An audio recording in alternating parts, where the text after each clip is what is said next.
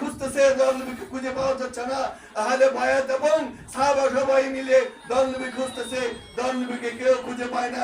যাই হোক, খুঁজতে খুঁজতে যখন দয়াল নবীকে পাওয়া গেল, দেখা গেল হেরা পর্বতের সেজদারত অবস্থায় দয়াল নবী করুণ ভাবে আহাজারি করতেছে, কাঁদতেছেন।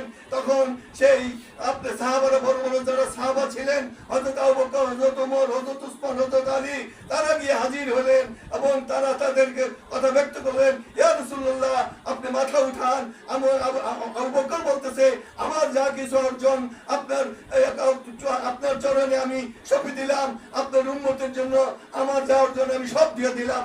আমার যদি কোনো ইবাদত থেকে এমনি ভেবে যখন সবাই বলতেছিল, কিন্তু দয়াল নবী মাথা মোবারক উঠান না। দয়াল নবী মাথা অবশেষে যখন আহলে বাইত মা ফাতেমা যখন গেলেন সামনে, গিয়ে যখন বললেন যে আব্বাজান, আপনি দয়া করে মাথা মোবারক উঠান। আব্বাজান, দয়াল নবী মাথা মোবারক উঠান নাই। দয়াল নবীকে বলতেছেন, আব্বাজান, আপনি মাথা মোবারক উঠান।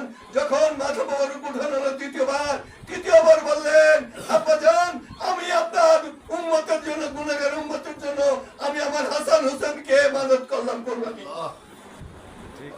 সাথে সাথে দয়াল নবী মাথা মোবারক উঠালেন এবং বললেন, মা, তুমি কি বললা? আল্লাহ পাক তো তোমার এই আজ কবুল করে নিছে। তাই দেখেন, আমরা কি দেখলাম, সেই তার প্রিয় যোগ্য দুই সন্তান, বুকের ধন, কলিজার টুকরা হযরত ইমাম হাসান বিষের ষড়যন্ত্রের মধ্যে তাকে বিষ দেওয়া হলো, উনি বিষ খেয়ে শহীদ হলেন। আর একজন সেই কারবালার প্রান্তরে, কারবালার নিষ্ঠুর কারবালাতে সেই হযরত ইমাম হোসেন রাদিয়াল্লাহু আনহু, তার জীবন অবসান, উনি শহীদ হলেন। এবং শুধু শহীদ নয়, তার দেহ মোবারক, তার শিরোচ্ছেদ করার পর তার দেহ মোবারক 10টি ঘোড়া দিয়ে তার দেহকে ক্ষতবিক্ষত করে নিশ্চিহ্ন করে দেওয়া হলো, মাটির সাথে মিশিয়ে দেওয়া হলো। তাই দেখেন তাদের যে ত্যাগ, এই ত্যাগ পৃথিবীতে আর কোন মানুষের নাই।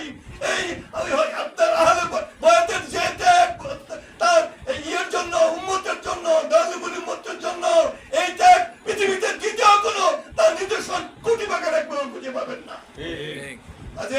এই আহলে বায়াতকে মহব্বত করবেন না, ইনডাইরেক্টলি আহলে বায়াতের সমালোচনা করবেন, ওদের স্থান জাহান্নাম, ওরা জাহান্নামে যাবে। যারা আহলে বায়াতকে মহব্বত করবে, যারা আহলে বায়াতকে ভালোবাসবে, তারাই হচ্ছে প্রকৃত মুমিন, তারাই বেহেশতে প্রবেশ করবে। এছাড়া কেউ বেহেশতে প্রবেশ করতে পারবে না। আপনাদেরকে বলতে চাই,